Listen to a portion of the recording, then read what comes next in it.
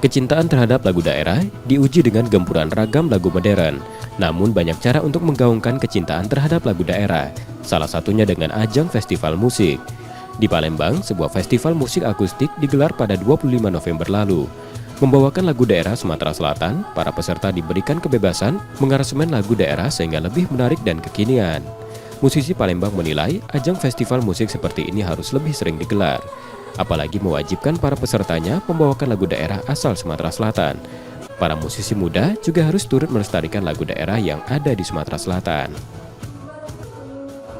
Dengan lomba ini kita harapkan kawan-kawan musisi di daerah selain menyalurkan hobinya di dunia musik, juga menjaga lagu-lagu daerah agar bisa tetap eksis dan generasi muda sekarang bisa tahu ini loh di daerah masing-masing punya lagu daerah yang tak kalah baik dan bagusnya dengan lagu-lagu pop atau lagu-lagu zaman sekarang.